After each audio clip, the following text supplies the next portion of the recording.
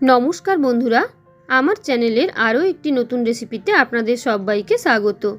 শীত মোটামুটি ভালোই পড়েছে, আর এই শীতের মধ্যে লুচি পরোটা জাতীয় খাবারগুলো খেতে কিন্তু অপূর্ব লাগে।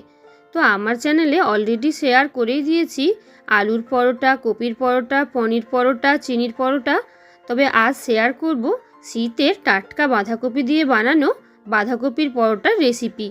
কতটা ইজি তা তোমরা রেসিপিটা দেখলে বুঝতে পারবে, আর খেতেও হয় অপূর্ব। তাই বলবো পুরো রেসিপিটাই শুরু থেকে শেষ অবধি দেখতে থাকো। আর রেসিপি ভালো লাগলে লাইক, কমেন্ট, শেয়ার আর চ্যানেলটাকে সাবস্ক্রাইব করে দেওয়ার অনুরোধ তোমাদের সবার কাছে রইল। দেখো, বাঁধাকপির পরোটার জন্য আমি প্রথমে এখানে পরোটার যে ডোটা বানাবো মেখে নিচ্ছি। তার জন্য এখানে আমি নিয়েছি আটা। শুধু আটা দিয়েই আমি বানাচ্ছি, তোমরা চাইলে আটা ময়দা মিশিয়েও ব্যবহার করতে পারো। আটাটাকে 1 চামচ মতন নুন আর জল দিয়েই রুটির মতন করেই মেখে দিয়েছি, কোনো রকম তেল দিইনি। এবার বাঁধাকপির পুরটা বানাবো। তার জন্য কড়াইতে 2 চামচ মতন সাদা তেল দিয়ে তেলের মধ্যে দিয়ে দিচ্ছি জিরে ফোড়ন আর আদা গ্রেট করা। এখানে তোমরা বাটা আদাও দিতে পারো। দিয়ে দিচ্ছি কাঁচা লঙ্কা কুচি, একদম মিহি কুচি করে কাটা। এবার দিয়ে দেবো আমি প্রয়োজন মতন বাঁধাকপি। আগে থেকে আমি বাঁধাকপিটা কেটে ধুয়ে জল ঝরিয়ে রেখেছিলাম। বাঁধাকপিটা দিয়ে দিলাম। দিয়ে দিয়েছি প্রয়োজন মতন লবণ আর একদম 1 চিমটের মতন হলুদ গুঁড়ো। ভালো করে সব কিছু মিশিয়ে নেব। আর এখানে বাঁধাকপি যে একদম সুসেদ্ধ করতে হবে তার কোনো ব্যাপার নেই।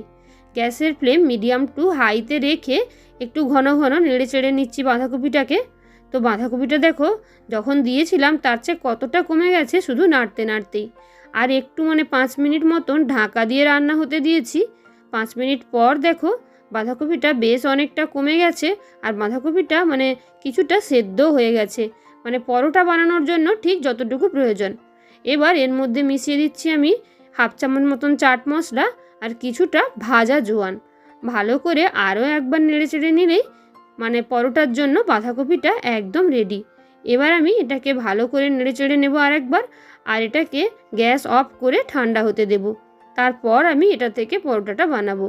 বাঁধাকপির পুরটা ঠান্ডা হয়ে যাওয়ার পর ততক্ষণে এদিকে আমি আটাটা বেশ অনেকক্ষণ ধরে ঢাকা দেওয়া আছে, প্রায় 15-20 মিনিট মতন। এবার এটাকে আর একবার ভালো করে মেখে নিয়ে এখান থেকে রুটির যেভাবে লেচি বানাই, রুটি যত বড় ঠিক তত বড় করেই আমি লেচি কেটে নিচ্ছি। তো এই বাঁধাকপির পরোটাটাও অনেকেই অনেকভাবে বানান, তবে আমি চেষ্টা করব যাতে সবচেয়ে সহজভাবে বানানো যায়, সবাই যাতে বানাতে পারে, কোনো রকম অসুবিধে না হয়। তাই জন্য প্রথমে দেখো শুধুমাত্র আটা দিয়েই আমি একটা রুটি বেলে নিচ্ছি।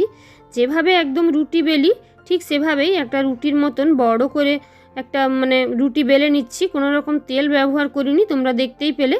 দেখো একদম পাতলা রুটির মতন একটা রুটি বেলে নিয়েছি। এবার এটাকে সাইডে সরিয়ে রেখে আরও একটা আটার লেচি নিয়ে আর একটা রুটি আমি বানিয়ে ফেলবো। দেখো দেখো কতটা পাতলা হয়েছে, দেখো একদম রুটির মতন।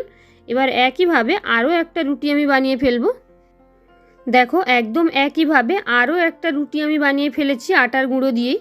এবার দেখো এটাও একদম পাতলা হয়েছে। এবার এই রুটিটার ওপরে আমি দিয়ে দেব ঠান্ডা করে নেওয়া বাঁধাকপির পুরটা।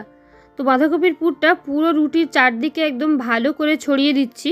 দেখো অনেকটা পরিমাণে বাঁধাকপি দিচ্ছি যাতে খেতে অনেক বেশি ভালো লাগে। দেখো বাঁধাকপির পুরটা চারদিকে ছড়িয়ে দেওয়ার পর এবার এর ওপরেই আমি দিয়ে দেব বেলে রাখা আর একটা রুটি।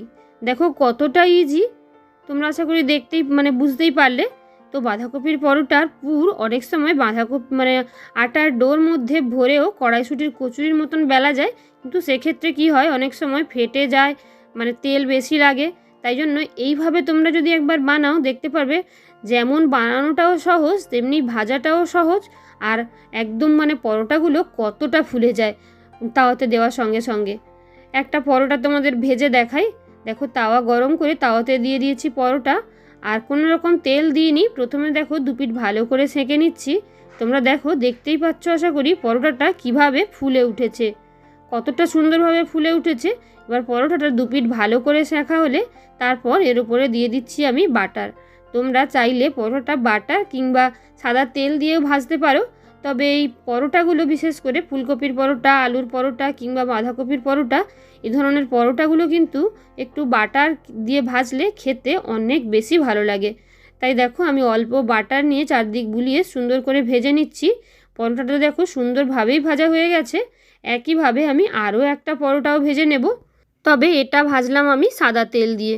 দুটোতেই খেতে কিন্তু হয় অপূর্ব। আর এই পরোটাগুলো শুধু শুধুই টমেটো কেচাপ দিয়েই খেয়ে নেওয়া যায়, আর অন্য কোনো কিছুরই প্রয়োজন হয় না। এর থেকে বানানোর সহজ কোনো পদ্ধতি তোমাদের জানা থাকলে তোমরা অবশ্যই আমাকে কমেন্টে জানাতে পারো। তো চলো গরম গরম সার্ভ করব বাঁধাকপির পরোটা। এই শীতে তোমরাও যে কোনো দিন বানিয়ে নিতে পারো এত সুন্দর স্বাদের একটা পরোটা। আর অবশ্যই আমাকে কমেন্টে জানিও খেতে কেমন হয়েছিল। আর রেসিপি ভালো লাগলে অবশ্যই লাইক, কমেন্ট, শেয়ার করে দেওয়ার অনুরোধ তোমাদের সবার কাছে রইল। আর আরও নতুন নতুন রেসিপি পেতে চ্যানেলটাকে সাবস্ক্রাইব করে দিও। টাটা।